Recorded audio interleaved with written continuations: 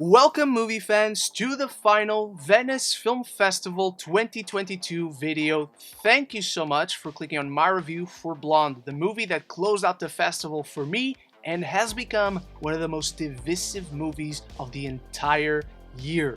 Which side of that division do I fall in? We're going to talk about it, as the film is based on the best-selling novel that paints a reimagined fictional portrait of one of Hollywood's most enduring icons, Marilyn Monroe, where after a traumatic childhood, Norma Jean becomes an actress in the Hollywood of the 50s and early 60s under the stage name Marilyn Monroe, illustrating the stark contrast between her on-screen persona and the issues faced in her private life of love, exploitation, abuse of power, and drug addiction.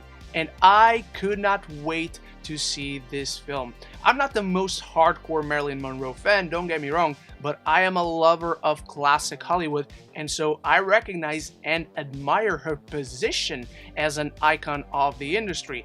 Andrew Dominik is one of the most underrated directors working out there. He did Assassination of Jesse James by the coward Robert Ford, which is one of my favorite movies of all time, and it stars Ana de Armas, which is just inspired casting. I've also never read the book this movie is based on, so while I was aware that it was slanderous, it was denounced by hardcore Marilyn Monroe aficionados and connoisseurs because it is all fiction, I don't necessarily see a problem with fictionalizing the life of someone famous. Jackie did it very well. Spencer was one of my favorite movies last year. You can do that with respect and grace, allowing an audience to sink their teeth into the personality of a person in a manner that feels intimate, insightful, and respectful. And those trailers going into this film, I saw nothing but that. Mainly because of Ana de Armas' performance as Marilyn.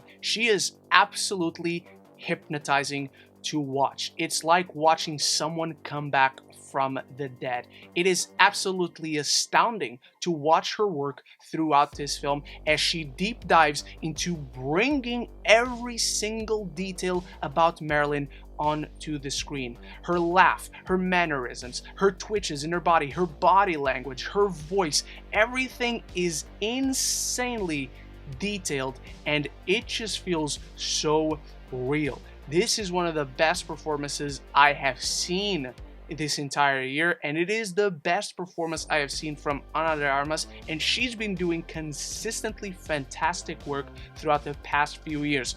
And this might just be her most complex and grueling performance. She deserves all the applause and all the accolades that may come her way come award season. Andrew Dominik, like I said, he's one of my favorite directors. I find that he has such a unique voice when it comes to being a storyteller, where he will tackle a familiar genre, but in a way that feels so unfamiliar to it. And that is present once more here in Blond, where as a biopic, as fictionalized as it is of an icon, he seamlessly illustrates through visuals alone the duality between Norma Jean and Marilyn. But before we dive deeper down the rabbit hole of my thoughts on Blond, I need you to start the conversation about it in the comments below. If you've seen it at the festival, if you caught it on Netflix, whatever you find this video, anything and everything down there. And if you're enjoying this review, if you enjoyed my Venice Film Festival coverage, or if you just love movies and TV, this is the place to be. So consider clicking that subscribe button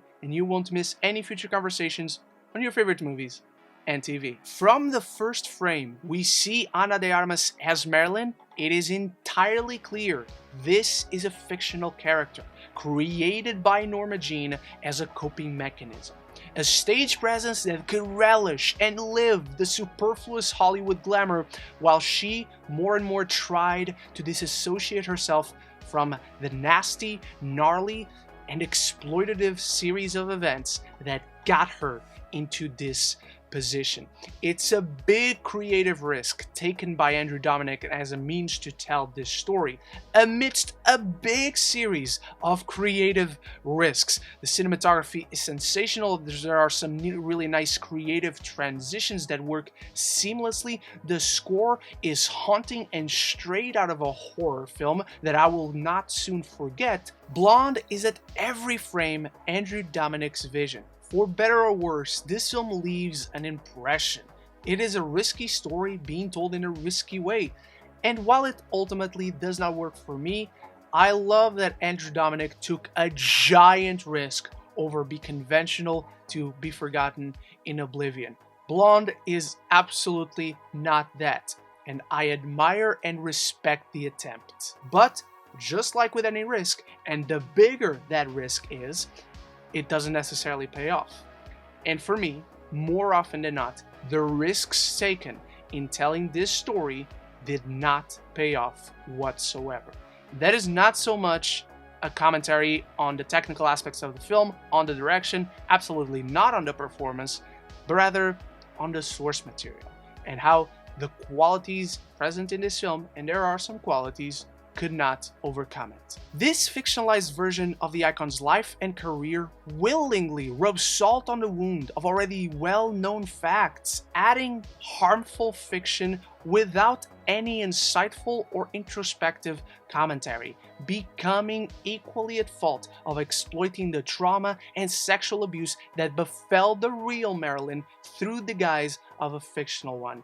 I don't know about you, but to unnecessarily add certain sequences of sexual abuse and the R word, trigger warning by the way, there's quite a few sequences of that in the film, that illustrated with this cold distance that does not allow us into the character, that does not immerse us into her life, does not put us in her position, just feels nasty to watch and not in a good way. Ultimately, Blond doesn't feel so much as a narrative that naturally flows, but rather a collection of vignettes on a woman's suffering with absolutely no sympathy or empathy for its subject matter, never condemning Hollywood's treatment of Norma Jean, and even her eventual addiction practically frames her as a manic villain who is hard to work with. And I only argue that it is crucial to have compassion and empathy in your storytelling for your subject matter, because your subject matter is a human being,